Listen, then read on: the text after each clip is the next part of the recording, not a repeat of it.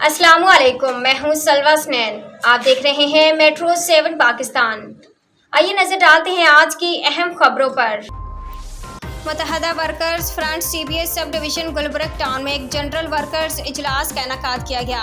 اس اجلاس میں متحدہ ورکرز فرنٹ سی بی اے کے چیئرمین انچارج ارشاد خان، نائب صدر جوائنٹ انچارج انور حبیب، جوائنٹ سیکرٹری شاہد جمال، مظہر اقبال، انفارمیشن سیکرٹری دانش، فیلڈ سیکرٹری مختار، یونٹ کمیٹی ممبر قاسم قیوم اور جاوید نور نے شرکت کی۔ اجلاس کا باقاعدہ آغاز تلاوت قرآن پاک سے کیا گیا۔ کمپیئرنگ کے فرائض جوائنٹ سیکرٹری شاہد جمال نے ادا کیے۔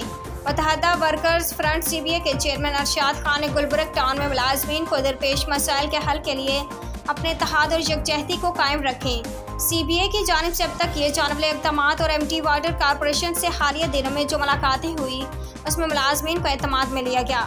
واٹر سیوریج کارپوریشن کے ملازمین اپنے واجبات کے لیے پریشان ہیں اور ادارے کا پیسہ بوکس فائلیں بنانے والے منمانی ٹھیکیداروں میں بانٹا جا رہا ہے۔ سسٹم چلانے والے لوگ آج بھی ادارے میں موجود ہیں اور ملازمین در بدر کی ٹھوکریں کھا رہے ہیں۔ اس کے بعد تنظیمی ہدایات پر گلبرگ ڈویژن میں کام کی بہتری کے لیے کچھ اہم فیصلے کیے گئے۔ نائب صدر جوائنٹ انچارج حبیب نے تنظیمی حوالے سے بات کی اور اس ٹاؤن میں یونٹ کو فعال رکھنے، ساتھیوں سے رابطے اور گھر بیٹھے ساتھیوں کو فعال کرنے کے لیے کہا گیا۔